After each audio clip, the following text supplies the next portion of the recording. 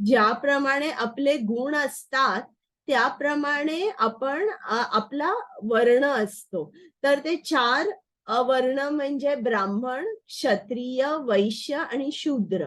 म्हणजे आपल्याला भगवद्गीतेवरून समजतं की हे जे 4 वर्ण आहेत हे आपल्याला आपल्या जन्माने मिळत नाहीत, की मी एका ब्राह्मणाचा मुलगा आहे म्हणून मीही ब्राह्मण आहे असं नाहीये. ते आपल्याला आपल्या अ, आपण ज्या गुणात आहोत, आपल्या गुणामार्फत आपल्याला तो वर्ण प्राप्त होतो.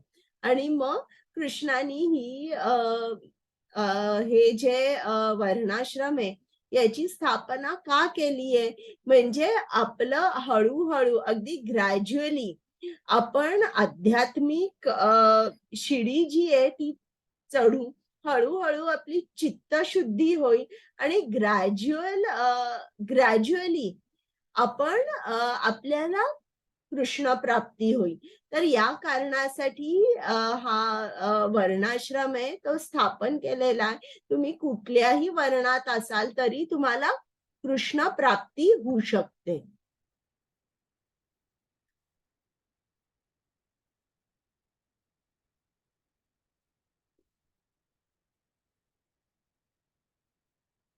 आणि ही स्थापना कृष्णाने केलेली आहे. कृष्ण स्वतः या वर्णाश्रमाचा क्रिएटर आहे.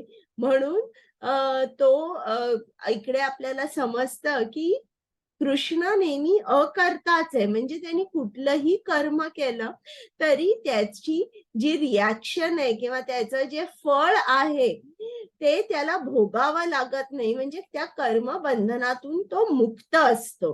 आणि याचं कारण मी सांगितलं, तो जे काय कर्म करतो ते भक्तांच्या आनंदासाठी करतो, त्याच्या इंद्रिय तृप्तीसाठी करत नाही.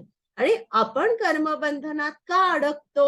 आपण कृष्णाच्या आनंदासाठी कर्म करत नाही. आपण आपल्या आनंदासाठी, आपल्या इंद्रिय तृप्तीसाठी कर्म करतो. जोपर्यंत आपण असं कर्म करत राहतो, तोपर्यंत आपण कर्मबंधनात अडकले जातो.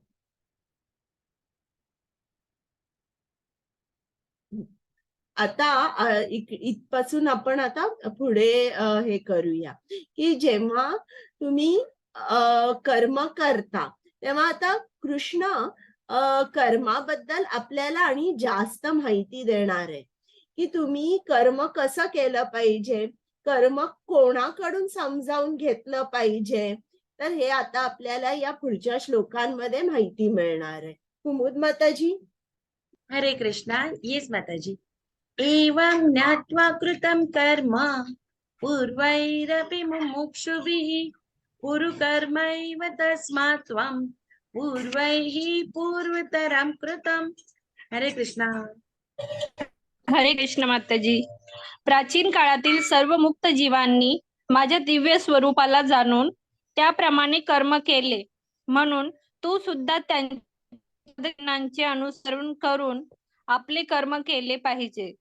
हरे कृष्ण. म्हणजे इकडे आपल्याला काय सांगितलंय, जे मुक्त झालेले आहेत किंवा जे संत महात्मे आहेत, जे सदैव कृष्णाच्या स्मरणामध्ये लीन होते, तर त्यांनी काय काय केलंय, कसं केलंय, कोणकोणती कर्म केलीये हे आपण समजून घेतलं पाहिजे आणि आपण सुद्धा त्याचं अनुसरण केलं पाहिजे.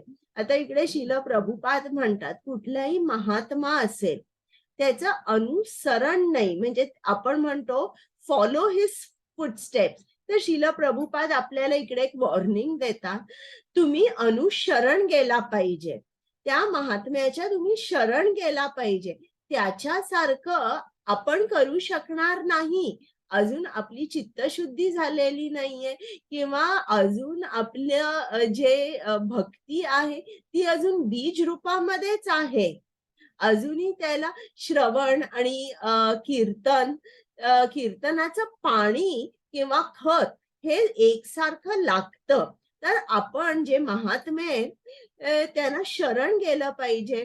ते जे सांगतात ते ऐकलं पाहिजे. त्यांनी जे काही नियम सांगितलेले ते पाळले पाहिजे आणि असं करून आपण आपली प्रगती केली पाहिजे.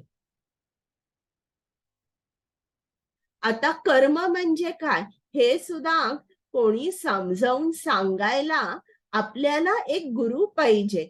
जर गुरु नसेल तर आपली जी वाटचाल आहे ती अंधारात चालल्यासारखी होईल. तर गुरु जो आहे तो आपल्याला सांगतो की कर्म म्हणजे काय, अकर्म म्हणजे काय आणि विकर्म म्हणजे काय. आता इकडे जेव्हा त्यांनी सांगितलंय कर्म, कर्म म्हणजे काय, आपलं विहित कर्म म्हणजे जे चांगलं कर्म आहे किंवा जे वेदांमध्ये सांगितलेलं आहे की तुमचं आचरण असं असलं पाहिजे, तुमच्या जीवनाचं मूल्य काय आहे, नंतर तुम्हाला कुठे गेलं पाहिजे. आणि वेदांमध्ये आपल्या स्पिरिच्युअल एलिव्हेशन साठी अनेक गोष्टी लिहिलेल्या आहेत. तर ते जेव्हा आपण पाळतो तेव्हा आपण आपलं विहित कर्म करतो. आता आपण ऐकूया कर्म, अकर्म आणि विकर्म.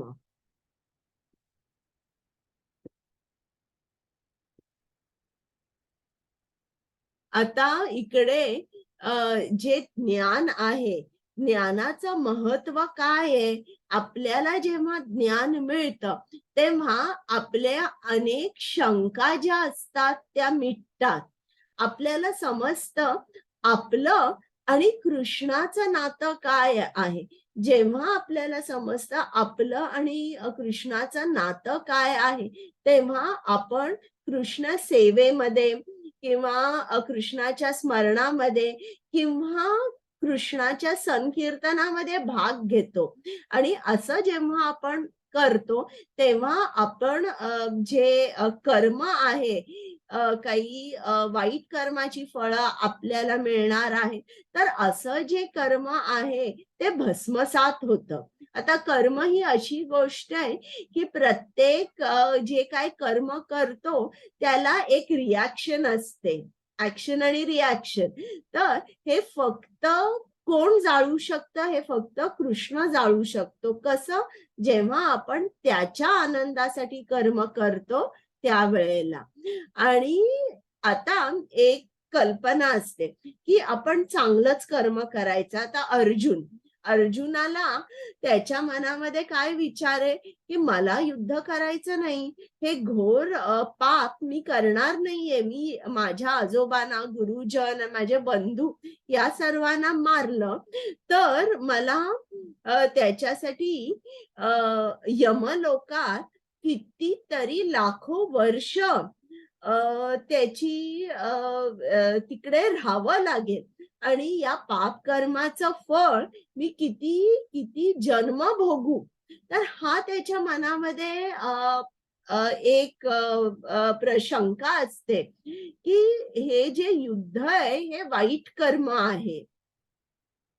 आपल्याही मनामध्ये असतं हे वाईट आहे, हे चांगलं आहे. मग हे आपल्याला कोण समजावून सांगणार, काय वाईट आहे, काय चांगलं आहे, हे आपल्याला गुरु समजावून सांगतो. आणि इकडे कृष्णाने काय सांगितलंय की तुम्ही कर्म जे आहे, चांगलं कर्म, तुम्ही म्हणाल हे वाईट कर्म आहे हे मी करणार नाही, मी चांगलं कर्म करेन. पण ते चांगलं कर्म जेव्हा करताना कृष्ण मध्ये नसतो. उदाहरणार्थ अन्नदान.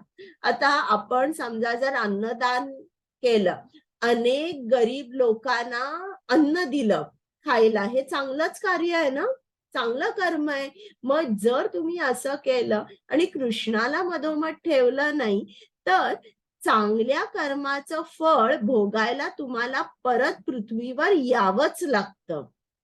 तर हे सुद्धा आपल्याला समजतं की हे सुद्धा आपण अवॉइड केलं पाहिजे. म्हणजे आपल्याला परत पृथ्वीवर यायचंच नाहीये. मग तुम्हाला अन्नदान करायचंय तर मग हे तुम्ही कसं कराल, पहिल्यांदा जेव्हा तुम्ही जे काय कराल ते सगळं तुम्ही कृष्णाला अर्पण करा आणि मग प्रसाद म्हणून ते गरीब लोकांना अन्न खायला द्या. तर अशा तऱ्हेने आपण कर्म केलं पाहिजे. सर्व कृष्णार्पण केलं पाहिजे. अशा तऱ्हेने आपल्याला कधीही आपण कर्मबंधनात अडकत नाही आणि वाईट कर्म तर केलीच नाही पाहिजेत. म्हणजे असं नाही, मला कोणीतरी क्लासमध्ये विचारलं होतं, की आपण एखादं वाईट कर्म केलं आणि ते सुद्धा कृष्णार्पण केलं, तर काय होईल? तर हे असं आपण करायचं नाही. हे याचं सुद्धा पाप आपल्याला लागू शकतं. आपल्या गुरूंना सुद्धा जेव्हा आपण वाईट कर्म करतो, त्यांना त्रास होतो. कारण त्यांनी आपल्या आपला जो जन्म आहे, हा जणू काही त्यांनी ते आपल्याला त्यांचा मुलगा म्हणून ते आपलं सदैव रक्षण करत असतात. तर वाईट कर्म तर आपण कधीच करायचं नाही. तर हे जे कर्म जे आहे त्याचे जी गुंतागुंत आहे, ती आपण कशी सोडवायची?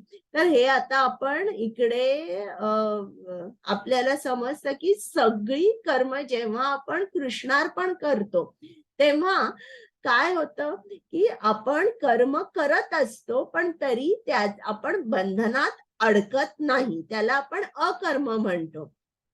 कृष्णासाठी केलेली सर्व कर्म ही अकर्म आहेत. आता पुढे बघूया की आता बरं तुम्ही सर्वजण मला उदाहरण देऊ शकता का? पटकन आपण जाऊया. विकर्म म्हणजे काय? हात वर करा आणि म्हणजे सांगा. हरे कृष्ण माताजी. बोला. विकर्म मधला वि म्हणजे विरुद्ध कर्म. विरुद्ध कर्म म्हणजे शास्त्राने सांगितलं की डाव्या बाजूने चला, आपण उजव्या बाजूने चाललं. तसं हां. हे शास्त्रामध्ये जे वेदांमध्ये सांगितलंय ते हं. मान्य न करता आपण त्याच्या विरुद्ध कर्म जे केले म्हणजे ते विकर्म आहे. म्हणजे हरे कृष्ण. उदाहरणार्थ शास्त्रामध्ये सांगितलंय, तुम्ही नॉन-व्हेज खायचं नाही. पण तेच जर आपण केलं तर ते विकर्म होईल. तर अकर्म म्हणजे काय हे मी तुम्हाला सांगितलं आणि कर्म म्हणजे आपलं विहित कर्म म्हणजे जी चांगली कर्म आहे, जी प्रिस्क्राईब्ड ड्युटी आहे, जी वेदांमध्ये सांगितलेली आहे ती. हे तुम्हाला ज्ञानाने समजून तुम्ही तुमचं कर्म जेव्हा तुम्ही कराल तेव्हा त्याच्यामध्ये एक समर्पणाचा भाव येतो आणि तेव्हा ते कर्म जे आहे ते अकर्म होतं. ज्ञान हे खूप महत्वाचं आहे. जोपर्यंत आपल्याला ज्ञान नसतं तोपर्यंत आपण आपली कर्म कृष्णार्पण करत नाही आणि आपण कर्मबंधनात अडकतो. तर जेव्हा आपण अकर्म करतो तेव्हा जन्म मरणाच्या चक्रातून आपली सुटका होते. पण जेव्हा आपण कर्म करतो, ही कर्म म्हणजे चांगली कर्म आहे जी वेदांमध्ये लिहिलेली आहे. त्यांनी काय होतं? त्यांनी आपलं प्रमोशन होतं. म्हणजे आपण स्वर्ग किंवा त्याच्या वरची जे ग्रह आहेत, सूर्यलोक, चंद्रलोक, तर अशा उच्च ग्रहांवर आपण जातो. पण तरी सुद्धा आपण याच ब्रह्मांडामध्ये अडकतो. जन्म मृत्यू चक्रातून सुटत नाही. आणि जेव्हा आपण विकर्म करतो, तेव्हा मात्र काय होतंय? आपली अधोगती होते आणि आपण पशु योनीमध्ये किंवा वृक्ष योनीमध्ये आपला पुढचा जन्म होतो.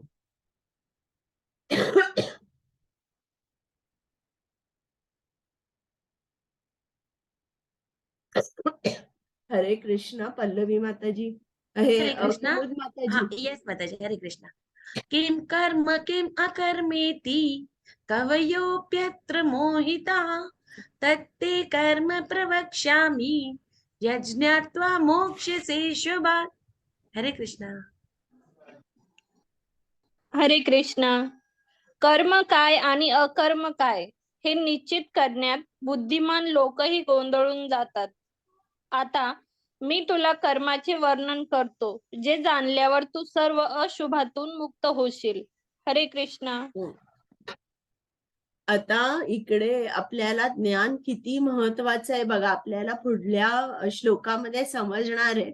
आणि इकडे म्हटलेलं आहे, जे बुद्धिमान लोक असतात ते ते सुद्धा गोंधळतात, की कर्म म्हणजे काय, अकर्म म्हणजे काय हे त्यांना समजत नाही. आणि समज नसल्यामुळे ते कर्मबंधनात अडकतात.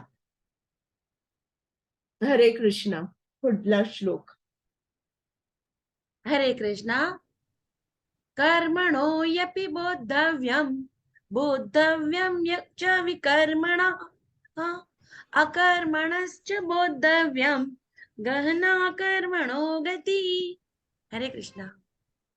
हरे कृष्णा. कर्माचा गुंतागुंती समजणे अत्यंत कठीण आहे. म्हणून मनुष्याने कर्म, विकर्म आणि अकर्म म्हणजे काय हे योग्य रीतीने जाणले पाहिजे. हरे कृष्णा. आता इकडे शिल प्रभुपादांनी सांगितलंय की कृष्ण भावी जीवन जगण्यासाठी आपल्याला पहिल्यांदा आपलं नातं कृष्णाबरोबर काय आहे हे एकदम योग्य रीतीने समजलं पाहिजे. आणि जेव्हा आपल्याला हे समजतं की मी कृष्णाचा शाश्वत सेवक आहे, त्या वेळेलाच आपण अकर्म करू शकतो. आपण या गुंतागुंतीत अडकत नाही, कर्मबंधनात अडकत नाही. आणि भगवद्गीता हे आता इतके 18 अध्याय आहे, 700 श्लोक आहे, पण हे कुठे आपल्याला कुठल्या डायरेक्शन मध्ये घेऊन जातं किंवा काय सांगत आहे, तर एकच गोष्ट सांगत आहे की कृष्ण हाच भगवान आहे आणि आपण कृष्णाचे शाश्वत सेवक आहोत. आणि या भावनेच्या विरुद्ध दिशेने तुम्ही जर कर्म करायला लागला, म्हणजे उदाहरणार्थ तुम्ही असं म्हणाल, मी कृष्णाचा सेवकच नाहीये, मी माझ्या मनाचा राजा आहे, मला काय हवं हे मी माझ्या इंद्रिय तृप्तीसाठी करणार, म्हणजे असा जो माणूस आहे हा विकर्म करतो. तर जो विकर्म करतो त्याला त्याचं नातं कृष्णाबरोबर काय आहे याचं ज्ञान नसतं. म्हणून शिल प्रभुपाद म्हणतात की तुम्हाला ज्ञान असणं महत्वाचं आहे आणि ज्ञानाने कर्म केलं पाहिजे. तर हे मी तुम्हाला सांगितलंय. विकर्म म्हणजे काय हे शास्त्राच्या विरुद्ध वागतात आणि त्यांचं जे मनुष्य जीवन आहे हे कशासाठी दिलंय, आपल्याला कुठे जायचंय हे त्यांना माहित नसतं. त्याच्यामुळे त्यांचं पशुतुल्य जीवन असतं, अशांची अधोगती होते. मात्र वेदांमध्ये जे लिहिलेलं आहे त्याचं जे पालन करतात, आता उदाहरणार्थ कोणीतरी खूप होम हवन केलं आणि अशा तऱ्हेने आणि त्यांच्या इष्ट देवतेला प्रसन्न केलं, तर मग ते स्वर्ग लोकात जातात किंवा त्या देवतेच्या लोकावर जातात ज्याचं यज्ञ केलेलं आहे, किंवा त्यांना देवतांसारखं दिव्य शरीर सुद्धा प्राप्त होतं. पण ते याच ब्रह्मांडात राहतात आणि जरी ते स्वर्ग लोकावर गेले किंवा आणि उच्च ग्रहांवर गेले तरी देखील ते जन्म मरणाच्या चक्रामध्ये अडकतात. पण अकर्म म्हणजे काय, जे काय आपण कर्म करतो ते कृष्णासाठी जेव्हा आपण करतो तेव्हा आपण कर्मबंधनात अडकत नाही आणि या जन्म मरणाच्या चक्रातून अडकतो. जसे इकडे उदाहरण दिलंय नारद मुनींचं. आता पुढला श्लोक.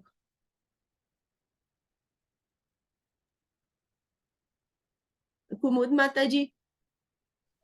अकर्मण्यकर्म य पश्येत् अकर्मणि च कर्म यः स बुद्धिमान् मनुष्येषु संयुक्त कृत्स्न कर्म कृत. हरे कृष्णा. हरे कृष्णा.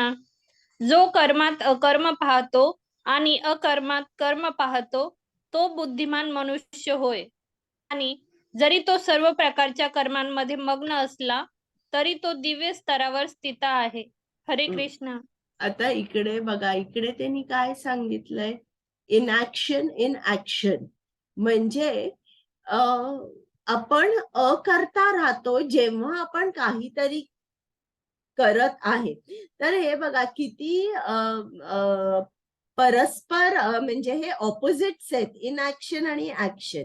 मग इकडे अ, श्रील प्रभुपाद काय सांगतात, की हे इनॅक्शन इन ॲक्शन म्हणजे प्रेममय भक्ती सेवा. आता इकडे बघा, अ, कृष्ण आहे, त्याच्याबरोबर इतर गोप आहेत.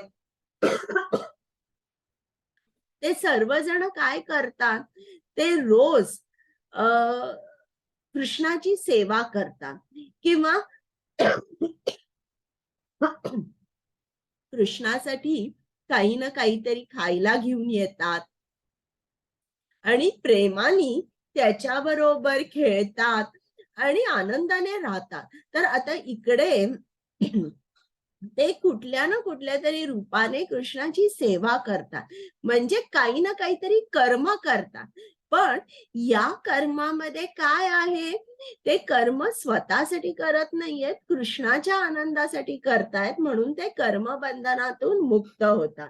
आता प्रभुपादांनी सांगितलेलं आहे, एक संन्यासी आहे आणि त्याला काही ज्ञान नाहीये आणि असं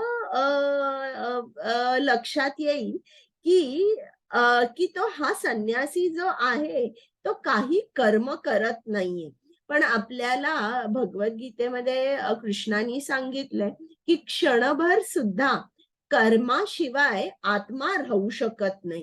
कारण आत्मा हा क्रियाशील आहे. तर आता हा जो संन्यासी आहे, जरी त्यांनी काही काम केलं नाही, तरी त्याला श्वास घ्यावा लागतो, त्याला अन्न खावं लागतं, त्याला पाणी प्यावं लागतं. तर अशा वेळेला तो काही जरी त्यांनी कर्म केलं नाही आणि त्याला ज्ञान नाहीये आणि कृष्णाला अर्पण न करता जर त्यांनी खाल्लं, तर काय होईल? ते विकर्म ठरेल. तर अशा तऱ्हेने की आपण आपली जी ऍक्टिव्हिटी आहे, त्या कर्मामध्ये जेव्हा ज्ञान असतं, तेव्हाच ती कृष्णार्पण होऊ शकते. आणि त्यासाठी आपल्याला कृष्णाबरोबर आपलं काय नातं आहे, हे अ, हे तुमच्या मनामध्ये क्लिअर लागतं. हरे कृष्ण. हरे कृष्णा.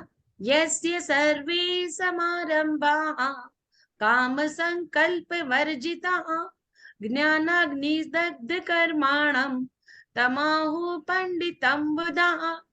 हरे कृष्णा. हरे कृष्ण. ज्याचे प्रत्येक प्रयत्न इंद्रिय तृप्तीच्या इच्छेविरहित आहेत, जो पूर्ण ज्ञानामध्ये स्थित आहे असे जाणावे. साधू पुरुषांच्या मते या प्रकारे कर्म करणाऱ्या मनुष्याचे कर्मफल अग्निरूपी पूर्ण ज्ञानाद्वारे जळून भस्म झाले आहे. हरे कृष्ण. म्हणजे जो कृष्णाचा भक्त आहे, त्याला ज्ञान आहे त्याचं आणि कृष्णाचं काय नातं आहे. त्याला हे माहिती आहे, की हे जे तो आता या भूलोकावर आहे, तर ही टेम्पररी एक फेज आहे किंवा हे जे मटेरियल वर्ल्ड आहे हेच नित्य नाहीये. हे जे शरीर आहे माझं हे सुद्धा अनित्य आहे. हे त्याला माहितीये. माझं घर कुठे आहे? माझं घर गोलोक वृंदावनामध्ये. माझं नातं एका बरोबरच आहे आणि तो म्हणजे श्रीकृष्ण. इकडे आजूबाजूला जे माझे नातेवाईक आहे, हे या जन्मासाठी आहेत आणि शाश्वत आहेत. मग आता जेव्हा एखाद्या भक्ताला हे पक्कं माहीत असतं, तेव्हा तो काय करतो? तो स्वतःसाठी कर्म करत नाही. त्या इंद्रिय तृप्ती त्याला अजिबात नसते. तो कृष्णाच्या संतोषासाठी, कृष्णाच्या आनंदासाठी कर्म करतो आणि अशा तऱ्हेने तो कर्म करतो, की तो या बंधनात अडकत नाही आणि जरी त्यांनी कुठलंही त्यांनी कर्म केलं म्हणजे तो विकर्म करणारच नाही, तरी त्या कर्माची जी रिॲक्शन असते ती आगीनी भस्मसात होते. कुठली आग? ज्ञानाची. म्हणजे परफेक्ट नॉलेज जेव्हा असतं माणसाला, तेव्हा त्यांनी कर्म केलं तरी देखील त्याला रिॲक्शन भोगावी लागत नाही.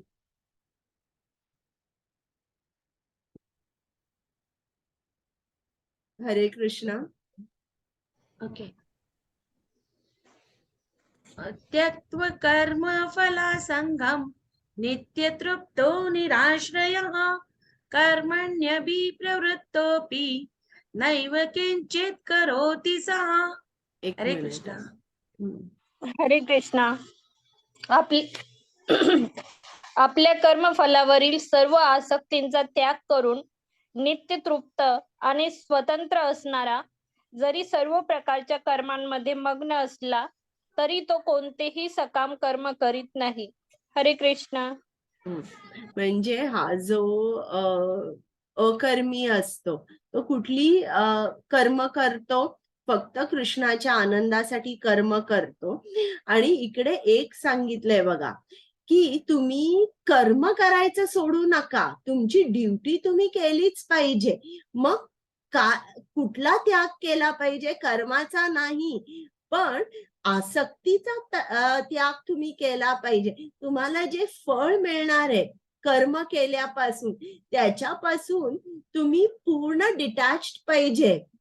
थोडं सुद्धा तुम्हाला फळाचा विचार केला नाही पाहिजे. पण कर्म करताना असं कर्म केलं पाहिजे, उत्साहाने जोमाने कर्म केला पाहिजे, फळाचा काहीही विचार न करता. तर असं कोण करू शकेल? फक्त जो कृष्णाचा भक्त आहे किंवा ज्याला ज्ञान आहे तोच अशा तऱ्हेने कर्म करू शकेल. म्हणजे एक लक्षात ठेवा की या श्लोकामध्ये सत्साधक कसा असला पाहिजे हे त्यांनी दिलेलं आहे.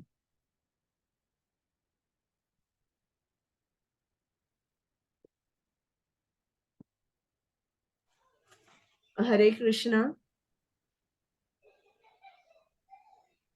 हरे कृष्ण.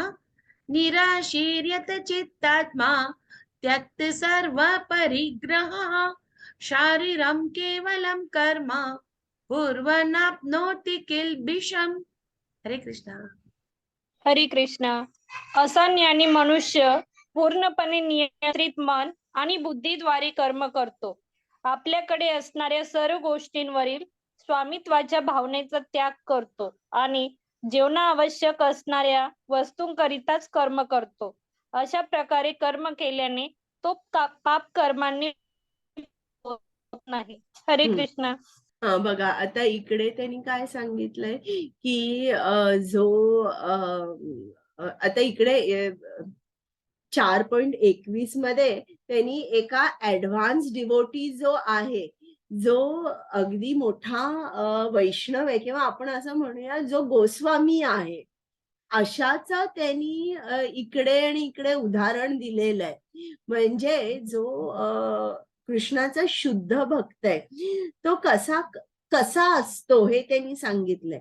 आता श्रील प्रभुपाद म्हणतात बघा, एखादं मशीन असेल तर ते मशीन काम कसं करतं, खूप त्याच्यामध्ये पार्ट्स असतात आणि एका कोऑर्डिनेशन मध्ये ते सगळे भाग फिरतात आणि त्या मधून मधून ऑइलिंग लागतं. म्हणजे सगळे ते भाग आहेत ते किंवा ते सगळं मशीन आहे ते व्यवस्थित चालतं.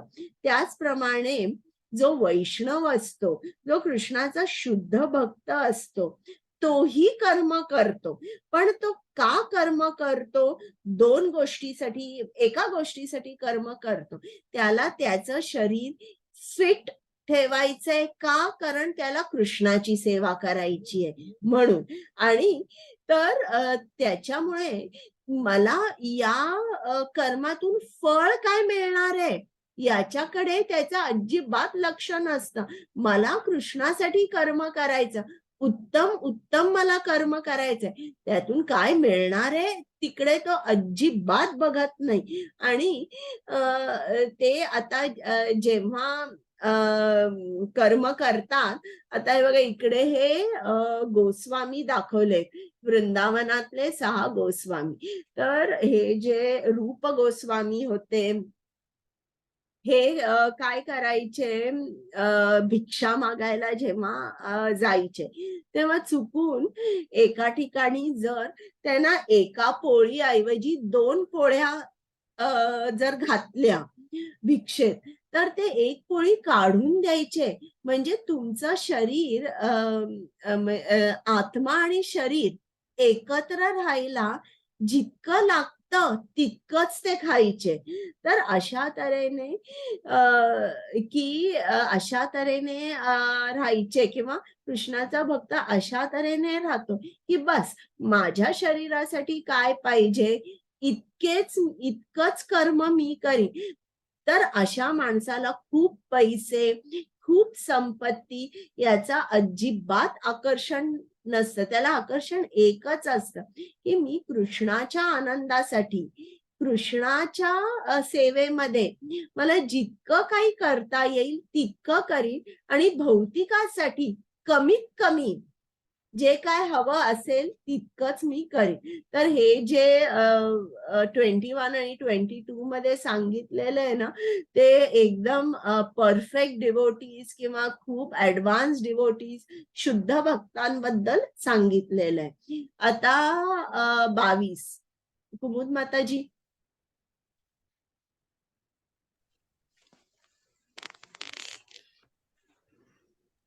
हरे कृष्णा. यदृच्छालाभिसन्तुष्टः द्वन्द्वातीतो विमत्सरः समसिद्धावसिद्धौ च कृत्वापि न निबध्यते. हरे कृष्णा. हरे हरे कृष्णा. जो सहजपणे होणाऱ्या लाभाने संतुष्ट असतो, जो द्वंद्वापासून मुक्त आहे आणि मत्सर करत नाही, तसेच जो यश अपयशामध्येही स्थिर असतो, तो जरी शरीराचे कर्म करीत असला तरी त्यामुळे कधीच बद्ध होत नाही. हरे कृष्ण. तर आता बघा, इकडे त्यांनी दिलेलं आहे, जो नेहमी संतुष्ट असतो, जे काय त्याला मिळतं त्याच्यामध्ये त्याला संतोष असतो. म्हणजे हे एकदम परफेक्ट डिव्होटी, शुद्ध भक्ताचं हे लक्षण आहे. माधवेंद्र पुरी, तुम्हाला ती गोष्ट आठवते 18 दिवसाच्या भगवद्गीतेमध्ये सांगितलेली आहे? आठवत नसेल तर मला सांगा, मी क्लासच्या शेवटी सांगते. तर माधवेंद्र पुरी ते कधी भिक्षा मागायचे नाही, ते एका ठिकाणी नामस्मरण करत बसायचे. तर ही जी वृत्ती आहे, की नाही कृष्ण मला उपाशी ठेवणारच नाही, मला कृष्ण कुठल्या ना कुठल्या तरी भक्ताला माझ्याकडे जे माझ्या शरीराला आवश्यक आहे ते घेऊन पाठवे. ही जी डिपेंडन्सी आहे एका भक्ताची कृष्णावर, 100% 100% डिपेंडेंट ऑन कृष्णा, 100% तो कृष्णावर अवलंबून आहे. हा एक शुद्ध भक्त आहे, आणि तोच भक्त असा राहू शकतो की कुठल्याही परिस्थितीमध्ये तो संतुष्ट असतो. तर आणि असा भक्त कसा असतो, त्याचं मन द्वंद्वाच्या अतीत असतं. द्वंद्व म्हणजे आपण बद्ध आत्मे, आपण विचार करतो, हे चांगलं आहे, हे वाईट आहे. दिवसभर आपण अशा तऱ्हेने आपल्या दिवसाची रचना करतो, की ज्याच्यामध्ये आपल्याला आनंद जास्तीत जास्त कसा मिळेल, आपल्या शरीराला जास्तीत जास्त कम्फर्ट कुठे मिळेल, आणि जे काय वाईट आहे, ज्या काही चांगल्या गोष्टी नाहीये, जे काही दुःख आहे, हे मी कसं अवॉइड करेन, इकडे मन हे सारखं विचार करत असतं, द्वंद्व. पण कृष्णाचा भक्त कसा असतो, तो याचा विचारच करत नाहीये. काय चांगलं आहे म्हणजे प्लेजर आणि डिस्ट्रेस, आनंद, हर्ष आणि दुःख याचा विचार करत नसतो, कारण आनंदामध्ये सुद्धा कृष्णाचा हात असतो आणि दुःख दिलं तर दुःखामध्ये सुद्धा कृष्णाचा हात असतो. ती कृष्णाची योजना आहे. म्हणून दोन्हीही सुख आणि दुःख तो खूप आनंदाने स्वीकारतो की हे कृष्णाने दिलेलं आहे म्हणून. तर आता पुढच्या श्लोकामध्ये आपण यज्ञ म्हणजे काय आहे हे जाणून घेणार आहे. तर मला आता कोण सांगेल यज्ञ म्हणजे काय?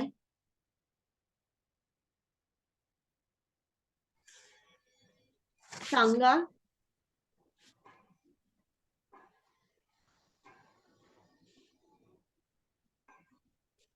कोणी नाही? यज्ञ म्हणजे काय?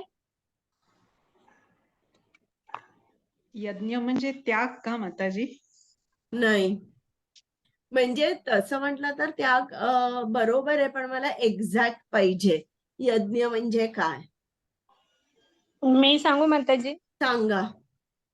यज्ञ म्हणजे कोणतंही काम जे कृष्णाच्या आनंदासाठी केलं जातं त्याला यज्ञ म्हणू शकतो आपण. हा, म्हणजे कुठलंही जेव्हा आपण कर्म कृष्णाच्या आनंदासाठी आणि संतोषासाठी करतो त्याला आपण यज्ञ म्हणतो. आता आपण पुढच्या काही श्लोकांमध्ये त्याचा अर्थ नीट समजून घेऊया.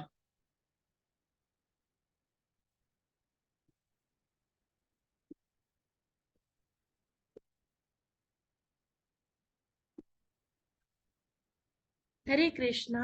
एक मिनिट. Okay, sorry. वाचा.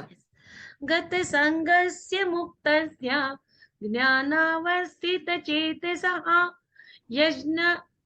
यज्ञायाचरत कर्म समग्रं प्रविलीयते. हरे कृष्णा माताजी. हरे कृष्णा. जो मनुष्य प्राकृतिक गुणांपासून अनासक्त आहे आणि पूर्णपणे दिव्य ज्ञानामध्ये स्थित आहे त्याचे कर्म पूर्णपणे दिव्यत्व प्राप्त करते. हरे कृष्णा. तर आता आपल्याला लक्षात आलं पाहिजे की आपल्याला शुद्ध भक्त व्हायचं असेल तर आपल्याला काय पाहिजे? ज्ञान पाहिजे. कुठलं ज्ञान पाहिजे? की 3 गुण म्हणजे काय, आपण कसे या 3 गुणामध्ये बांधले जातो आणि मग कृष्णाकडे आपण कसं पोहोचू शकतो. तर अशा तऱ्हेने जेव्हा आपल्याला ज्ञान मिळतं, ज्ञान मिळाल्यानंतरच आपल्याला कृष्ण प्राप्ती होते.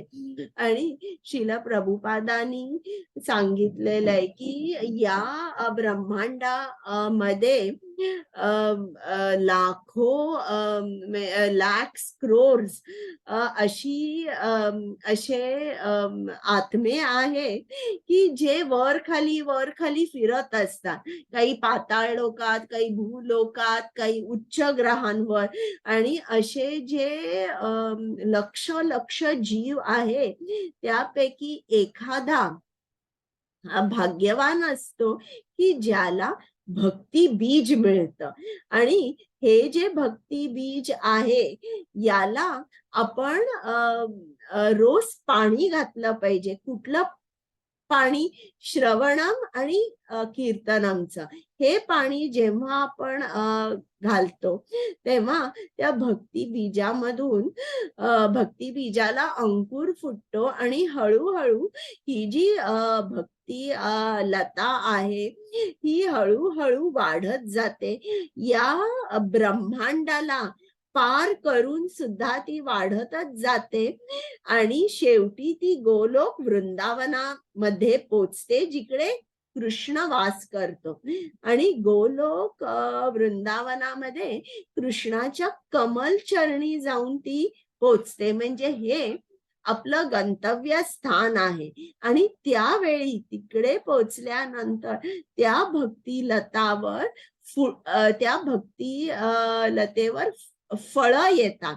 कुठली फळं आहेत ती फळं म्हणजे आपल्याला कृष्णाचं दिव्य प्रेम मिळतं हे त्या भक्ती लतेचं फळ आहे. तर जेव्हा आपण कृष्ण भावना भावित जीवन जगतो, तेव्हा ते ज्ञानाने आपण जगलं पाहिजे. कारण ज्ञान जर आपल्याला नसेल, तर आपलं निश्चितच पतन होईल. 4.24 आता 1 मिनिट 4.24 मध्ये यज्ञ म्हणजे काय दिलंय मग मी तुम्हाला सांगेन पल्लवी माताजी वाचायला. हरे कुमुद कृष्णा. माताजी. येस माताजी. ब्रह्मार्पणं ब्रह्महविः ब्रह्मग्नौ ब्रह्मणाहुतं ब्रह्मैव तेन गन्तव्यं ब्रह्म कर्म समाधिना. हरे कृष्णा. हरे कृष्ण माताजी. कृष्ण भावनेमध्ये पूर्णपणे तल्लीन झालेल्या मनुष्याला निश्चितच भगवत धामाची प्राप्ती होते, कारण तो आध्यात्मिक क्रियात पूर्णपणे निमग्न झालेला असतो. या आध्यात्मिक क्रियांमध्ये हवन सुद्धा आध्यात्मिक स्वरूपाचे म्हणजे ब्रह्म स्वरूपाचे आहे आणि हवी सुद्धा आध्यात्मिक स्वरूपाचीच आहे. हरे कृष्ण. म्हणजे इकडे आपल्याला असं समजतं की जो माणूस पूर्णपणे कृष्ण भावना भावित जीवन जगत आहे, आपल्या गुरुनी जे सांगितलंय त्याचं पालन करत आहे आणि आध्यात्मिक जीवन जगत आहे, कृष्ण भावना भावित जीवन जगत आहे, निश्चितच त्याला कृष्णाची प्राप्ती होते. आता इकडे पल्लवी माताजी, भौतिक विकारांमध्ये गुंतलेला बद्ध जीव, 4थी ओळ आहे बघा. हो माताजी. तिथपासून वाचा मी सांगेपर्यंत. ओके माताजी. भौतिक विकारांमध्ये सॉरी शील प्रभुपाद की जय. तात्पर्य शील प्रभुपाद. भौतिक विकारांमध्ये गुंतलेला बद्ध जीव हा भौतिक परिस्थितीत कर्म करणारा आहे हे निश्चित आहे. म्हणून त्याने अशा परिस्थितीमधून मुक्त होणे आवश्यक आहे. ज्या पद्धतीद्वारे मनुष्य भौतिक परिस्थितींमधून मुक्त होऊ शकतो तिला कृष्ण भावना म्हणतात. उदाहरणार्थ, दुधाचे पदार्थ वाजवीपेक्षा अधिक खाल्ल्यामुळे एखादा रोगी मनुष्य जेव्हा पोटाच्या विकाराने अस्वस्थ होतो तेव्हा त्याला दुधाच्याच दुसऱ्या पाने म्हणजे दह्याने बरे केले जाते. त्याचप्रमाणे विषयासक्तीबद्ध जीव या ठिकाणी गीतेमध्ये सांगितल्याप्रमाणे कृष्ण भावनेद्वारे बरा होऊ शकतो. या पद्धतीला सामान्यपणे यज्ञ म्हटले जाते. यज्ञ म्हणजे सर्व कर्मे श्री विष्णूच्या प्रित्यर्थ किंवा श्री कृष्णांच्या संतुष्टी करता करणे होय. या भौतिक जगातील कर्मे जितक्या प्रमाणात कृष्ण भावना भावित होऊन किंवा केवळ श्री विष्णू प्रित्यर्थ केले जातात तितक्याच प्रमाणात तल्लीनतेने वातावरण आध्यात्मिक होते. हरे ब्रह्म कृष्ण. म्हणजे हरे कृष्ण माताजी. तर इकडे आपल्याला समजतं की जे काय आपण कर्म करतो जास्तीत जास्त प्रयत्न हाच असला पाहिजे की आपण ते कृष्णार्पण करावे. आता इकडे त्यांनी उदाहरण दिलेलं आहे की एक बँकेमध्ये कॅशियर आहे, तो लाखो करोडो पैसे त्याच्या कस्टडीमध्ये असतात, पण ते त्याचे असतात का नाही. जर त्यांनी पैसे चोरले, एक पैसा जरी चोरला तरी आपण काय म्हणू, याला हा चोर आहे आणि त्याच्यावर कारवाई केली जाईल. आता एक सैनिक आहे, तो शत्रू सेनेच्या अनेक सैनिकांना त्यांनी मारलं तर त्याला काय मिळतं, परमवीर चक्र मिळतं.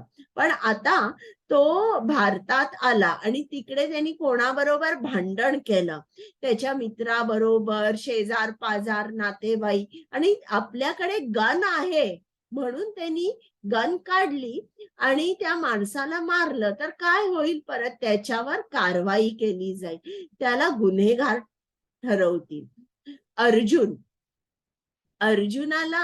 अर्जुनी युद्ध करणार आहे, त्याचाही रोल कसा आहे, या सैनिकासारखा आहे. आणि तो जेव्हा कृष्णाच्या म्हणण्यावरून युद्ध करणार आहे तेव्हा ते यज्ञ होतं. पण दुर्योधन हा युद्ध का करणार आहे? कारण मला राज्य पाहिजे, मला सगळं पाहिजे. यासाठी त्याच्या इंद्रिय तृप्तीसाठी जेव्हा तो युद्ध करणार आहे, तेव्हा ते यज्ञ होत नाही. तर अशा तऱ्हेने जेव्हा आपण कर्म करतो आणि कृष्णाला काहीही अर्पण करत नाही, तेव्हा आपण याच्यासारखे होतो. जर पैसे आपण घेतले, आपल्यासाठी घेतले, तर मग आपणही चोर म्हटले जातो.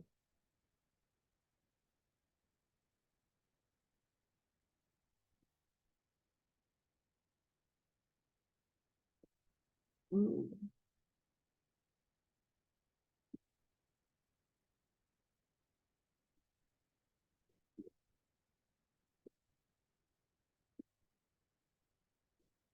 आता वेदांमध्ये आणि अनेक यज्ञ सांगितलेले आहेत. त्या यज्ञांचं अंत काय आहे? म्हणजे यज्ञ करून तुम्हाला काय मिळतं? तर तुम्हाला ज्ञान मिळतं, दिव्य ज्ञान मिळतं. आणि या ज्ञानाने काय होतं, की आपण मुक्त होतो. आपण आणि कृष्णाच्या भक्तिमय सेवेमध्ये रत होतो.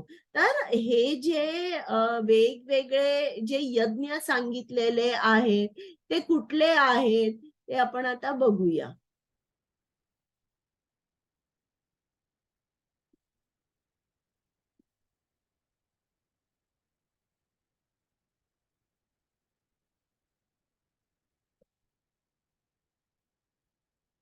हं? आता बघा, 9 तऱ्हेचे यज्ञ सांगितलेले आहेत. या प्रत्येक यज्ञानी काय होतं, की आपलं ग्रॅज्युअल एलिव्हेशन होतं. म्हणजे आपली अधोगती आपल्याला गती मिळते. हळू-हळू आपलं प्रमोशन आपल्याला अ, मिळतं आणि मग आपण आपल्याला ज्ञान मिळतं. आपलं जीवन कसं आहे, आपली इंद्रिय तृप्ती जी आहे ती आपण कंट्रोल करतो. हं. तर आता 4.25 मध्ये त्यांनी देवदेवतांची पूजा सांगितलेली आहे आणि कृष्णाने या अगोदरच आपल्याला सांगितलेलं आहे, की जे अल्पबुद्धीचे असतात ते देवदेवतांची पूजा करतात. तर आता देवदेवतांची पूजा भागवतामध्ये 5वा स्कंद आहे. त्याच्यामध्ये सुद्धा आलेली आहे, की जे भरत महाराज होते त्यांची गोष्ट मी सांगितलेली आहे. तुम्हाला आठवते का कोण भरत महाराज होते ते?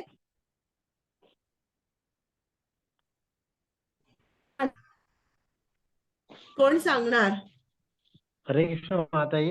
हा, बोला. भरत महाराज होते ते म्हणजे भक्ती करण्यासाठी ते रानात गेले, वनात गेले होते. हा, आणि आणि वनात हरणाच्या गेल्यानंतर हा हरणाच्या प्रेमामध्ये ते अडकले. हा, कारण ते बरोबर. हरण आता जन्म त्यांच्या समोरच झाला होता. तर ते हा हरण कोणी खाऊ म्हणजे हा, वाघ, नांगे आणि वगैरे मग त्याच्या त्यांना मागे ते पुढला जन्म हरणाचाच मिळाला.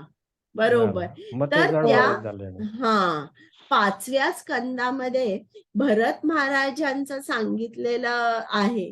तर हे भरत महाराज सुद्धा देवदेवतांची पूजा करत होते. पण हे भागवतात का सांगितलंय? कारण देवदेवतांची पूजा कशी केली पाहिजे, जर तुम्ही केली तर भरत महाराजांसारखी ती केली पाहिजे. भरत महाराज हे जाणून होते, की हे जे सगळे देवदेवता आहेत, हे कृष्णाचे किंवा विष्णूचे एक भागच आहे. Part and parcels of Vishnu. कोण? हे सगळे जे देवदेवता आहेत. आणि ते या देवदेवतांची पूजा, त्यांना काही भौतिक पाहिजे, मोठं राज्य, खूप संपत्ती, अशासाठी त्यांनी कधीच केली नाही देवदेवतांची पूजा. त्यांनी कृतज्ञता व्यक्त करण्यासाठी त्यांनी देवदेवतांची पूजा केली. तर अशा तऱ्हेने आपण ही ज्ञानाने जर पूजा केली तर ती भरत महाराजांसारखी करावी देवदेवतांची. कुठलेही भौतिक गोष्टींसाठी आपण कधीही देवदेवतांची पूजा करू नये. तर आता आपण हे श्लोक पटपट फक्त त्याचा हे वाचूया, मराठी अनुवाद.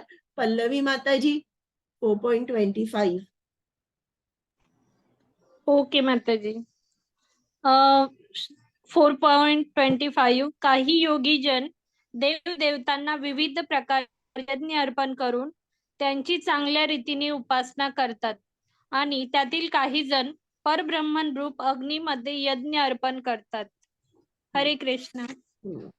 आता 26 का माताजी? हा 26.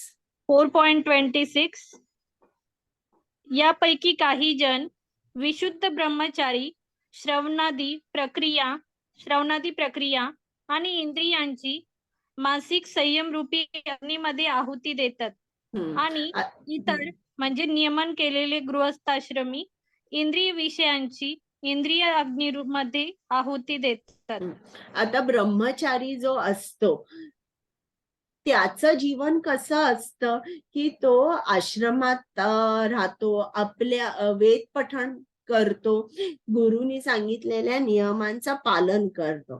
तर अशा वेळेला ब्रह्मचारी काय करतो, आपली जी सगळी इंद्रिय आहे त्या इंद्रियांना भौतिकापासून तो पूर्ण अलिप्त ठेवतो. आणि किंवा असं म्हणता येईल की त्याचे कान जे आहे तो फक्त आपल्या कानाने कृष्ण कथाच ऐकतो. इकडच्या तिकडच्या गोष्टी आणि कोणाचं काय या गोष्टी तो ऐकत नाही, भौतिक काहीही ऐकत नाही, फक्त कृष्ण कथा ऐकतो. आणि तेच गृहस्थ सुद्धा काय करतो, तो सुद्धा यज्ञ कसा करू शकतो, तर तो दान धर्म किंवा शास्त्रामध्ये जे काय लिहिलेलं आहे त्याप्रमाणे वागून तो त्याची इंद्रिय जी आहे ती संयमित ठेवतो. हा इकडे याचा अर्थ आहे की जेव्हा आपण आपली इंद्रिय पूर्ण कृष्णासाठी वापरतो आणि भौतिक गोष्टींसाठी इंद्रिय वापरत नाही, तेव्हा जणू काही आपण आहुती देत आहे. आणि अशा तऱ्हेने हळूहळू आपली जी इंद्रिय आहे ती कृष्णाकडे वळतात. 4.27. हरे कृष्ण.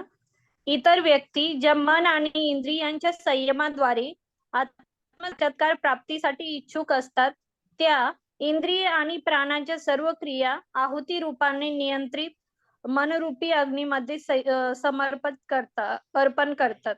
हरे आता कृष्ण. आपल्या शरीरामध्ये 10 तऱ्हेचे वायू आहेत.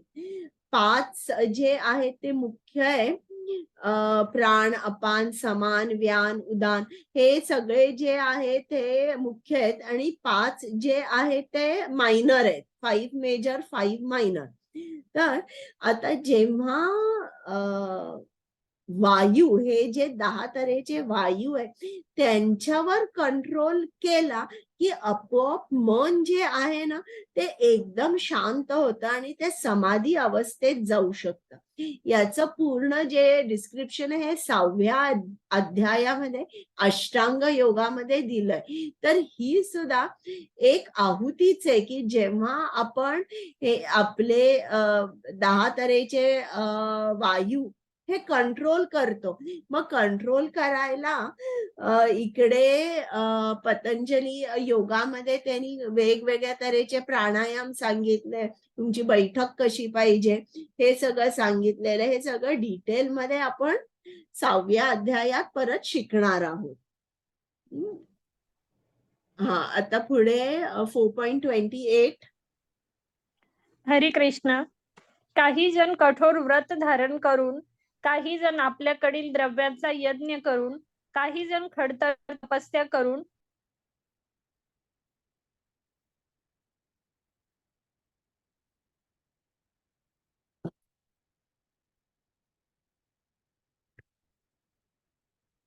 हरे कृष्ण.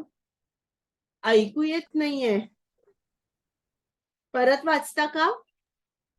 आवाज नाही आला माताजी. हा. ओके ओके, परत वाचते मी. 4.28. काही जण कठोर व्रत धारण करून, काही जण आपल्याकडील द्रव्यांचा यज्ञ करून, काही जण खडतर तपस्या करून, काही जण अष्टांग योग पद्धतीचे आचरण करून, किंवा काही दिव्य ज्ञानामध्ये प्रगत होण्यासाठी वेद अध्ययन परत हे झालं, वेद अध्ययन करून प्रबुद्ध होतात. हम्म? हो माताजी. हं.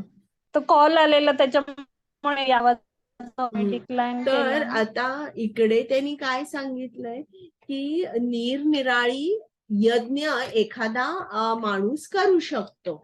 तर ती निराळी यज्ञ म्हणजे कोणती? काही जण द्रव्य यज्ञ करतात, म्हणजे चॅरिटी देतात वृद्धाश्रमाला, अनाथालय असेल त्याला.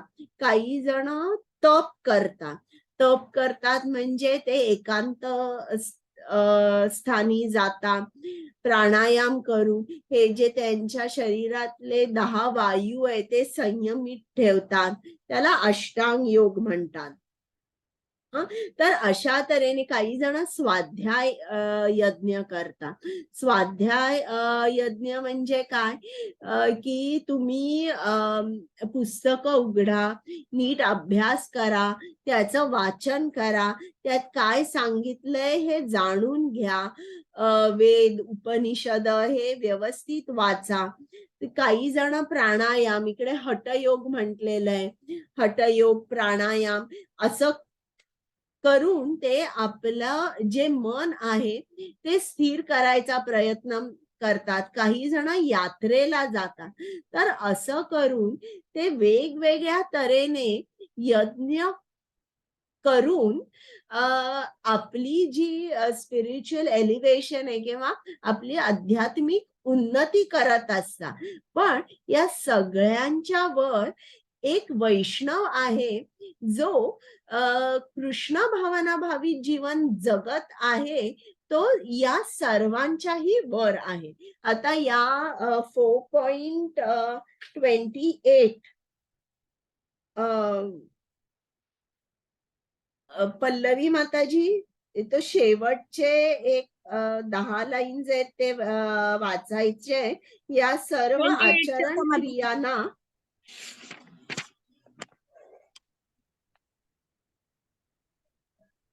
28 च्या माताजी. 28 या सर्व आचरण क्रियांना योग यज्ञ अर्थात भौतिक जगामध्ये एक मिनिट.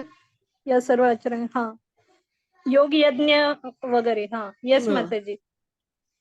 शील प्रभुपाद की जय. तात्पर्य शील प्रभुपाद द्वारा या सर्व आचरण क्रियांना योग यज्ञ अर्थात भौतिक जगामध्ये विशिष्ट सिद्धी प्रित्यर्थ केलेले यज्ञ असे म्हणतात. अन्य लोक आहेत जे निरनिराळ्या वैदिक शास्त्रांचे, विशेष करून उपनिषद आणि वेदांत सूत्र किंवा सांख्य तत्वज्ञान अध्ययन करण्यामध्ये संलग्न होतात. या सर्व क्रियांना स्वाध्याय यज्ञ किंवा स्व अध्ययन रूपी यज्ञ म्हटले जाते. हे सर्व योगी निष्ठेने विविध प्रकारचे यज्ञ करण्यामध्ये मग्न असतात आणि जीवनातील उन्नत अवस्थेच्या शोधात असतात.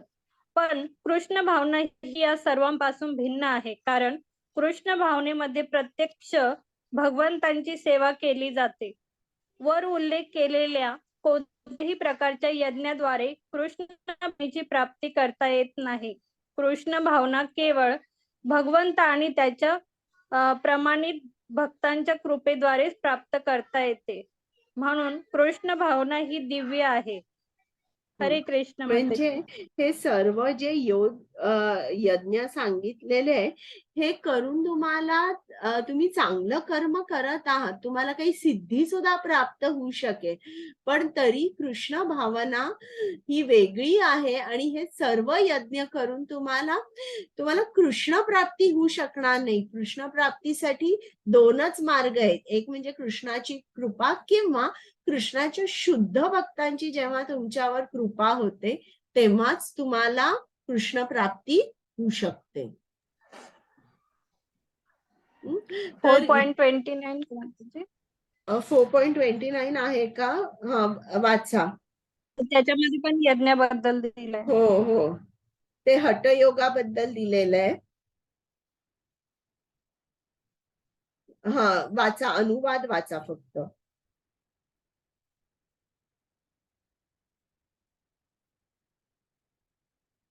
हरे कृष्ण.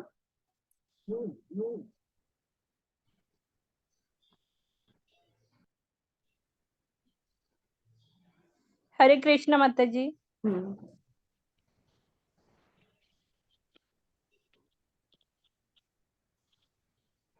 अ 4.29 वाचता का? ओके माताजी. हा. हरे कृष्ण. या व्यतिरिक्त इतरही लोक आहेत जे समाधीस्थ राहण्याकरिता प्राणायाम पद्धतीचा अवलंब करतात.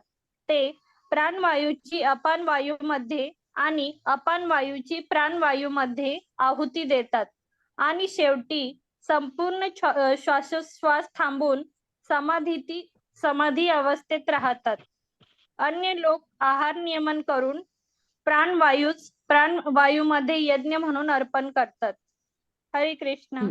तर आता हे सगळा हा हठयोग प्राणायाम केल्यामुळे तुमचा जीवनाचा काल जो आहे, तुमचं आयुष्य आहे ते वाढू शकतं. तुम्ही तुमची जी इंद्रिय आहे ती सुद्धा संयमित ठेवू शकता. परंतु कृष्ण भावना भावित मनुष्य आहे तो भगवंताच्या दिव्य प्रेममयी सेवेमध्ये नित्य स्थित असल्यामुळे त्याची इंद्रिये आपोआप नियंत्रित असतात. त्याला वेगळं काहीही करावं लागत नाही, हठयोग करावा लागत नाही, प्राणायाम करावा लागत नाही, आहार मी इतकंच खाणार किंवा जे अगदी मोठमोठे हठयोगी असतात ते फक्त कंदमुळं खातात असं त्याला काही करावं लागत नाही. त्याची इंद्रिय नेहमी कृष्ण सेवेत असल्यामुळे ती इतरत्र रत होण्याची शक्यताच नसते. ते इकडे तिकडे कुठे नाही, त्यांचं मन कृष्ण कमल चरणावर स्थिर असतं. त्यामुळे हे आणि त्यांना दीर्घायुषी व्हायचं वगैरे ही कुठलीही त्यांना इच्छा नसते. त्यांना फक्त कृष्ण सेवेची इच्छा असते, जे ते करतच राहतात.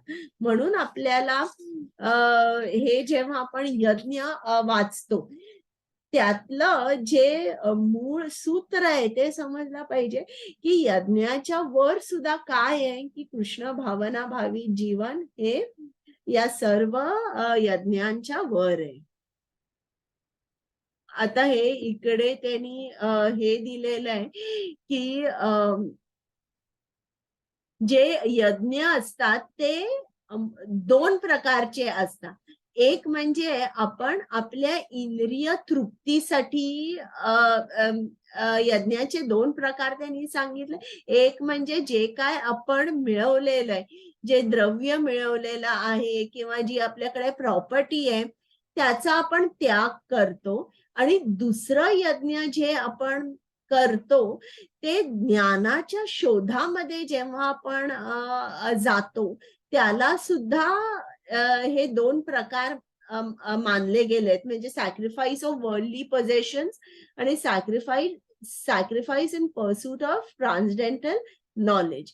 आता मग मी हे सांगितलेलं त्यांनी सगळं एक चांगला मॅथ केलेला आहे की आपण आता निरनिराळी यज्ञ बघितली. काही जण देवदेवतांची पूजा करतात आणि काही जण हठयोग करतात आणि जे कृष्णाचे भक्त असतात ते कर्म कसा करतात कृष्णाच्या आनंदासाठी करता. तर असा जो भक्त आहे त्यालाच परफेक्ट योगी म्हटलेलं आहे. आणि इकडे त्यांनी सांगितलंय की प्रत्येक त्याग जो आहे त्याचा हेतू एकच आहे, पण त्याच्यामध्ये व्हरायटी खूप आहे. तर त्याचा हे जे काय आहे पल्लवी माताजी हे वाचता का? जरा जरा मला वरचं दिसत नाहीये. Aim of sacrifice is one, but हे इंग्लिश मध्ये वाचलं तरी येईल. Okay okay. Different categories of sacrifices by different types of performance only superficially demark the varieties. आणि हे वाचते. Factual aim of all sacrifice is to satisfy the supreme lord Vishnu who is also known as Yajna. तर हे सगळं चांगलं आहे, पण सगळ्यात जर आपल्याला परफेक्ट योगी हवा असेल तर तो म्हणजे जो कृष्ण भावनाभावी जीवन जगतोय, असा जो कृष्ण भक्त आहे तो परफेक्ट योगी आहे.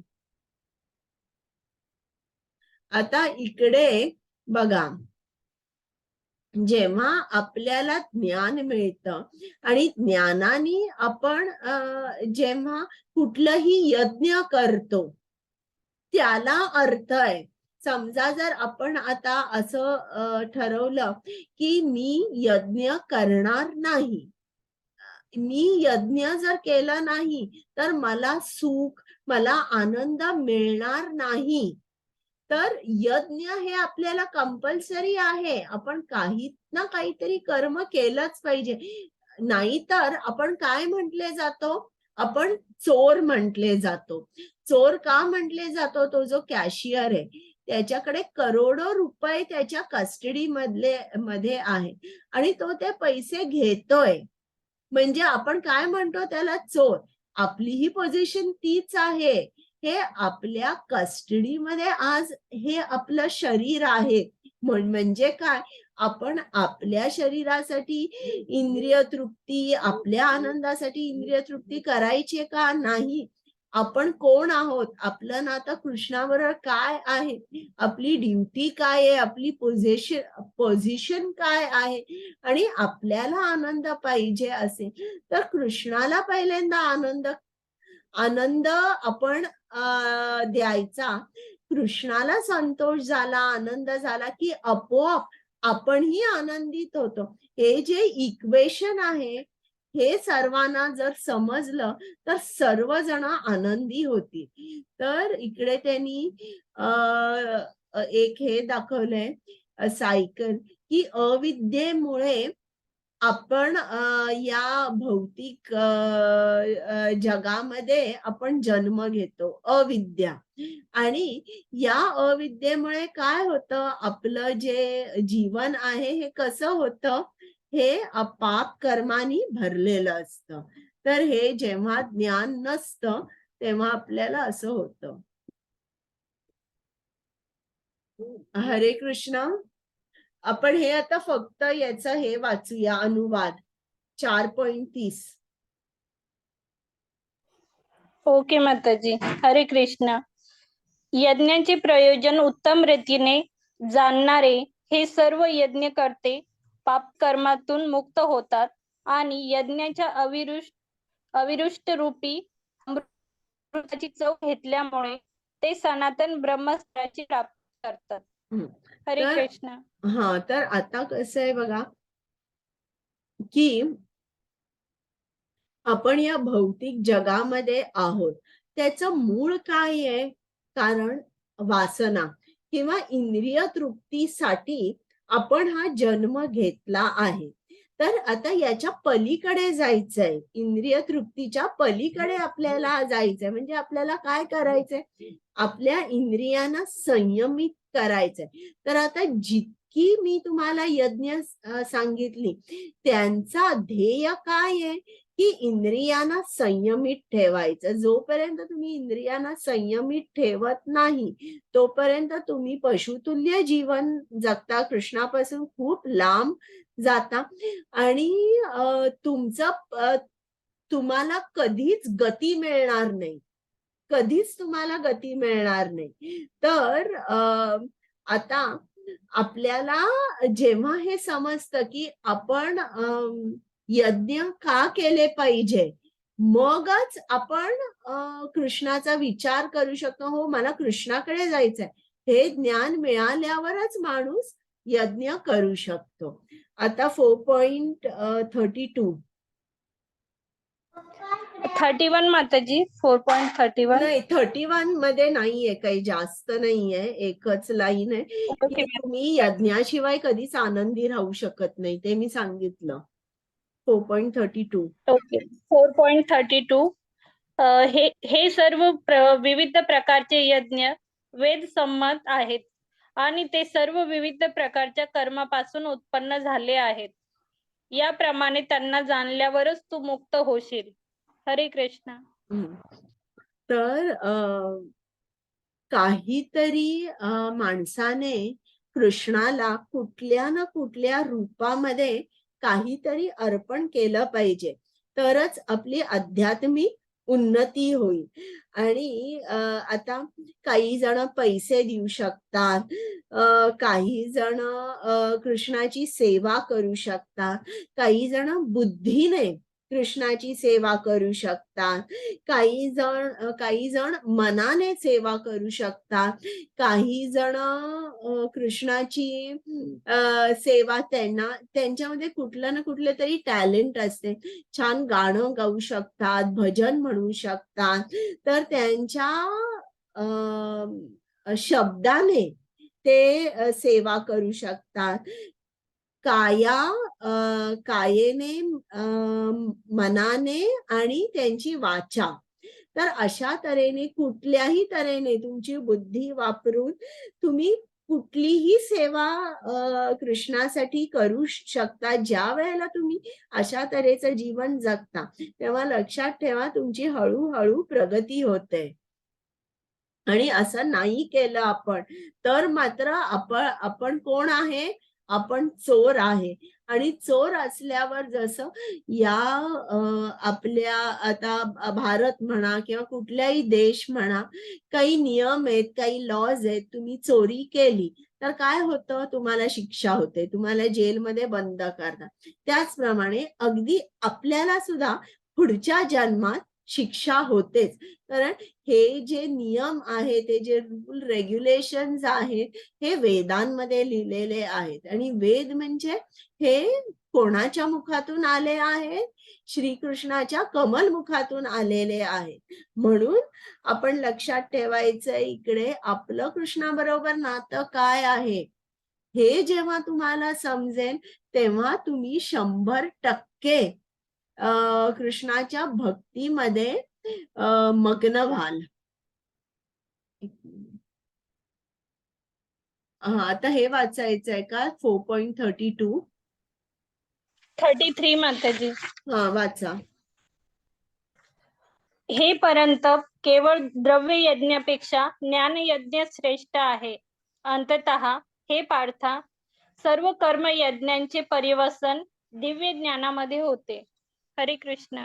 म्हणजे तुम्ही एखादं यज्ञ केलं, पण तुम्हाला ज्ञान नाहीये की तुम्ही कोण आहात, कृष्णाचं तुमचं नातं काय आहे. अशा तऱ्हेने जेव्हा आपण यज्ञ करतो, तेव्हा तो यज्ञ कनिष्ठ मानला जातो. पण जेव्हा तुम्ही ज्ञानाने, की कृष्ण कोण आहे, माझं कृष्णाची नातं काय आहे, हे समजून जेव्हा तुम्ही यज्ञ करता, हा यज्ञ श्रेष्ठ आहे. म्हणजे बघा, आता इतके वर्ष कदाचित तुम्ही सुद्धा अन्नदान केलं असेल, कुठेतरी चॅरिटीमध्ये पैसे दिले असतील, पण आता ही भगवद्गीता ऐकून जेव्हा तुम्ही तेच कर्म कराल, तेच तुम्ही तोच यज्ञ कराल, कुठेही चॅरिटी द्याल किंवा कोणालाही मदत कराल, अन्नदान कराल, आता मात्र हे जे यज्ञ तुम्ही कराल, हे श्रेष्ठ होईल.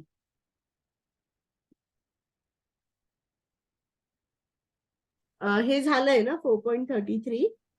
यस माताजी. हा, आता हे सगळं ज्ञानाबद्दल कृष्णाने सांगितलं, पण आता हे ज्ञान कोणाकडून घ्यायचं, याचं फळ काय आहे, हे आता आपण ऐकूया. हरे कृष्ण. 4.34 आध्यात्मिक गुरुकडे जाऊन तत्व जाण्याचा प्रयत्न कर. नम्रपणे त्यांना प्रश्न विचार आणि त्यांची सेवा कर. आत्मसाक्षात्कारी व्यक्ती तुला ज्ञान प्रदान करू शकतात, कारण त्यांनी तत्व जाणले असते. हरे कृष्ण.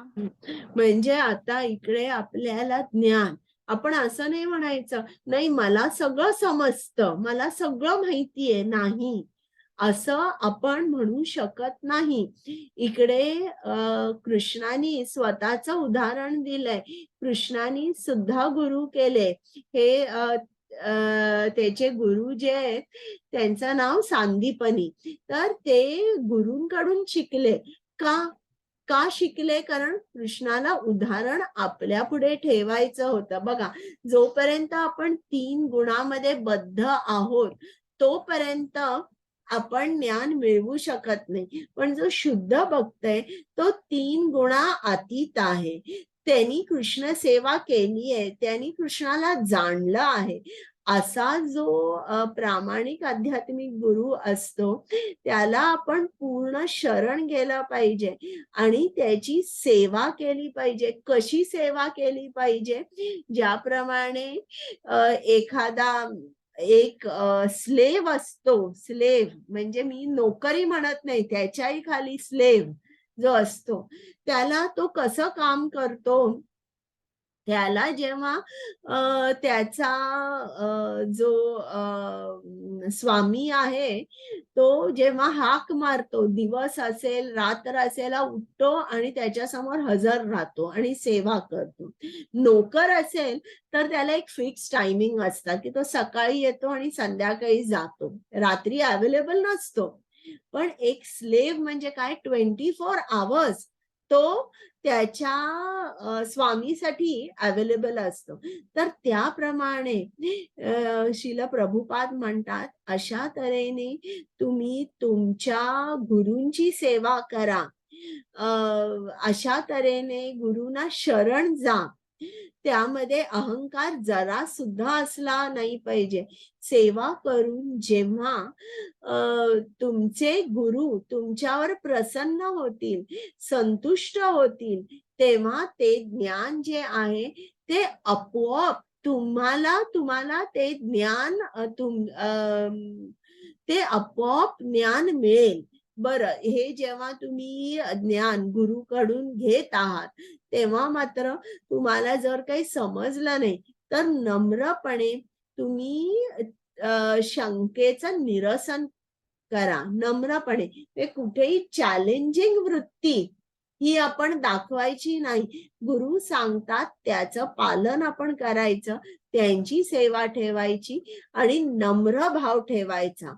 असं ठेवल्यावर गुरुची कृपा जेव्हा होते तेव्हा आपल्याला कृष्णाची प्राप्ती होते, तेव्हा आपली उन्नती होते. आणि मग फळ काय मिळतं आपल्याला जेव्हा आपण हे ज्ञान घेतो, तेव्हा फळ काय मिळतं? आता हे आपल्याला दिलेलं आहे 35-36 या श्लोकांमध्ये आपल्याला, आणि पुढच्या श्लोकांमध्ये आपल्याला समजेल की काय फळ आपल्याला मिळणार आहे. आता पल्लवी माताजी 4.35 फक्त अनुवाद वाचता. 35-36 हो माताजी. हरे कृष्ण. आत्मसाक्षात्कारी जीवांकडून वास्तव ज्ञानाची प्राप्ती झाल्यावर तू पूर्ण मोहित होणार नाहीस, कारण या ज्ञानाद्वारे तू पाहशील की सर्व प्राणी मात्र हे परमात्म्याचे अंश आहेत, अर्थात ते माझेच आहेत. हरे कृष्ण.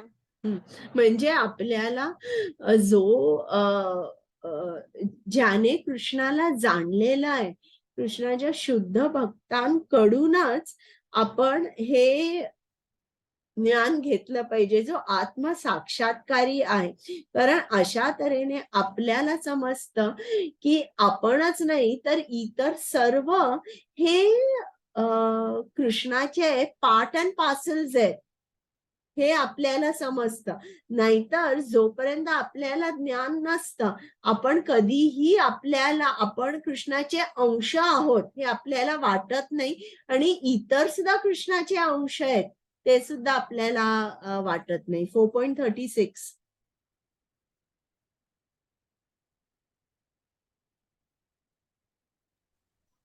हरे कृष्ण.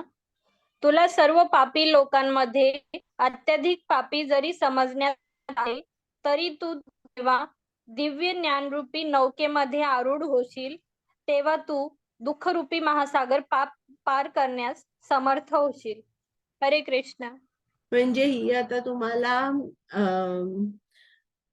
एक गोष्ट येते 5व्या अध्यायात की ते हरिदास ठाकूर नामाचार्य असतात आणि त्यांना कुप्रसिद्ध करण्यासाठी तो काझी असतो तो एक वेश्या पाठवतो आणि ही जी वेश्या आहे ही पापी असते, पण त्यांच्याकडे आल्यावर आणि त्यांच्याकडून मंत्र घेतल्यानंतर ज्ञान मिळवल्यावर ती सुद्धा नाम घेते. म्हणजे कितीही कोणी पापी असेल तरी सुद्धा तुम्ही हा भवसागर तारून जाऊ शकता. इतकी शक्ती कृष्ण भावना भावित जीवन जगण्यामध्ये आहे. आता पुढे 4.37. हरे कृष्ण. ज्याप्रमाणे प्रज्वलित अग्नी भस्मसात करून टाकतो आवाज येत अर्जुना, नाहीये. ज्ञान रूपी अग्नी सकृत बंधने भस्मसात. म्हणजे आवाज येतोय माताजी? हा जरा मधून मधून नाही आला, परत वाचता का? हो माताजी. ज्याप्रमाणे प्रज्वलित अग्नी सरपण भस्मसात करून टाकतो त्याचप्रमाणे हे अर्जुन ज्ञानरूपी अग्नी सर्व प्राकृत कर्मबंधने भस्मसात करून टाकतो. हरे कृष्ण. तर आपली जी आपण पाप केलेलं आहे त्याची जी रिॲक्शन आपल्याला भोगावी लागणार आहे किंवा पुण्य केलेलं आहे त्याचं सुद्धा फळ जे आपल्याला मिळणार आहे, दोन्ही तऱ्हेचा पाप फळ आणि पुण्य फळ, हे दोन्हीही भक्तीने भस्मसात होतात. फक्त जे प्रारब्ध कर्म आहे म्हणजे जे आता आपण भोगतोय ते मात्र भस्मसात होऊ शकत नाही. पण पुढे येणारी ज्या रिॲक्शन्स आहेत पाप आणि पुण्याच्या त्या पूर्ण भस्मसात होतात आणि मग या जीवनाच्या अंती आपल्याला कृष्ण प्राप्ती होते. 4.38. 4.38. हरे कृष्ण. या दिव्य ज्ञानासारखे विशुद्ध आणि उदात्त असे इतर काहीही नाही. असे ज्ञान म्हणजे सर्व सिद्धींचे परिपक्व फळ आहे. जो भक्ती योगाच्या आचरणामध्ये निपुण झाला आहे तो योग्य समयी स्वतःमध्येच या ज्ञानाचे आस्वादन करतो. हरे कृष्ण.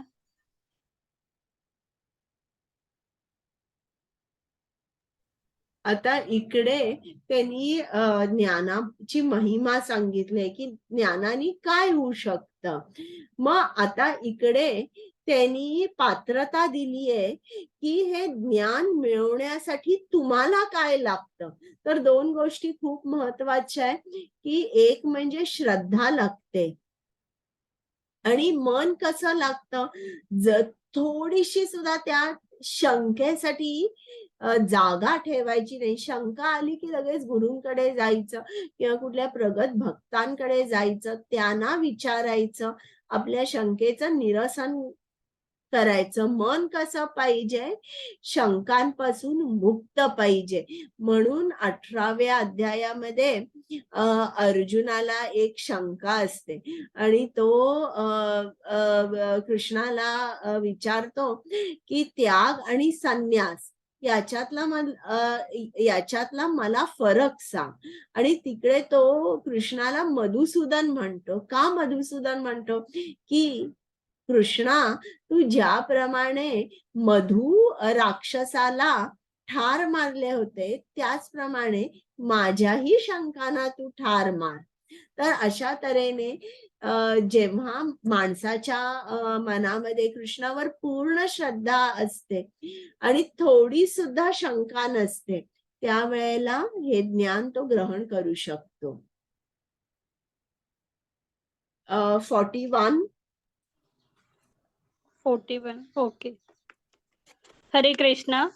आपल्या कर्मफलांचा त्याग करून जो भक्तियुक्त मार्ग आपल्या कर्मफलांचा त्याग करून जो भक्तियोग युक्त कर्म करतो आणि दिव्य ज्ञानाद्वारे ज्याचे संशय नष्ट झाले आहेत, तोच वास्तविकपणे आत्मस्थित आहे.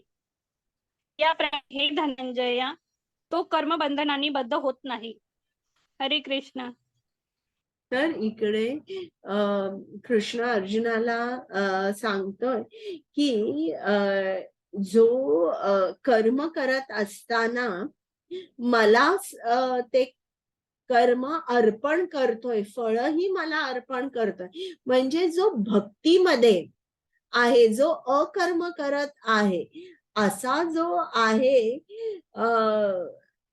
तो पूर्ण तऱ्हेने कर्मबंधनातून मुक्त होतो आणि तो माझ्या ज्ञानामध्ये सदैव स्थित असतो. 42. हरे कृष्ण.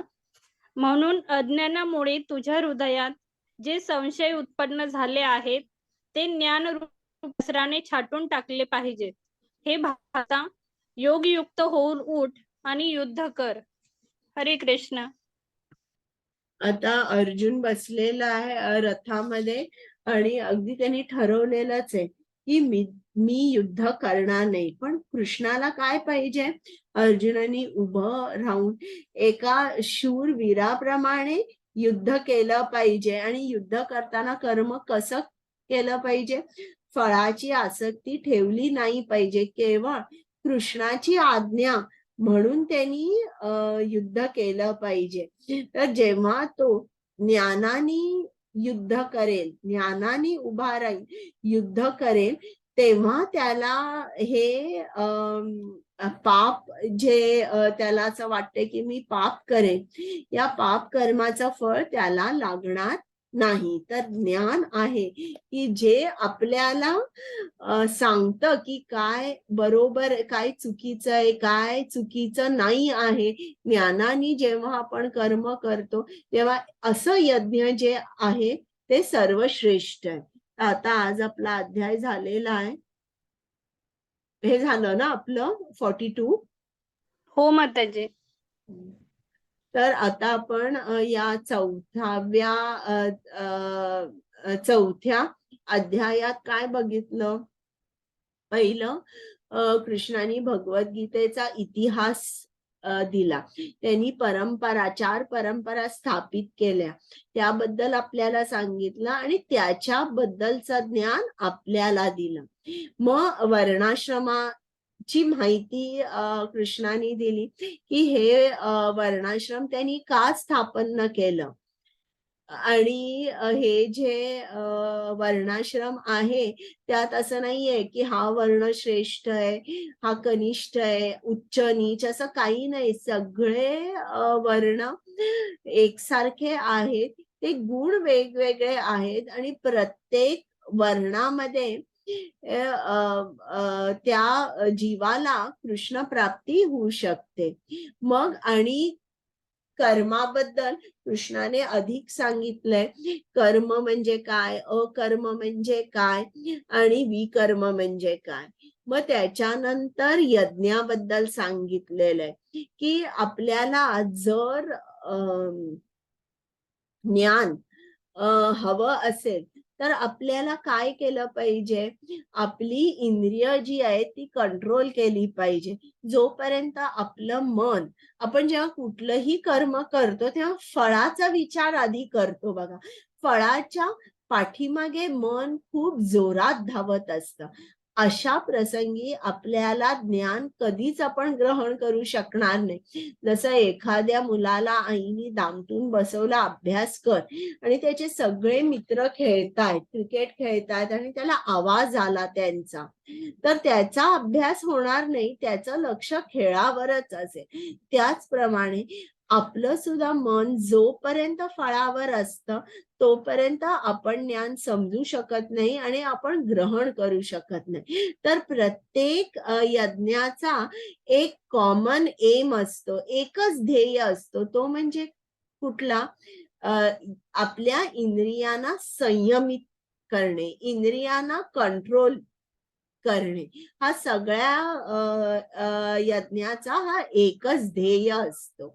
मग आपण जेव्हा समजून ज्ञान घेऊन यज्ञ करतो, जेव्हा आपण कृष्णाच्या आनंदासाठी यज्ञ करतो, त्याच्या संतोष प्रित्यर्थ यज्ञ करतो, ती भक्ती होते. आणि असं यज्ञ करताना आपल्याला कुठलंही पाप कर्म लागत नाही आणि आपण हा जो भवसागर आहे हा तरून जाऊ शकतो. कितीही जरी माणूस पापी असला तरी सुद्धा तो तरून जाऊ शकतो. फक्त हे ज्ञान मिळवण्यासाठी आपण गुरूंच्या शरण गेलं पाहिजे, नम्र पणे त्यांना प्रश्न विचारले पाहिजे, त्यांची सेवा केली पाहिजे. अशा तऱ्हेने आपण हा जो भवसागर आहे ज्ञानाच्या द्वारे आपण तो तरुण पुढे जाऊ शकतो. आता तुमचे काही प्रश्न आहेत का?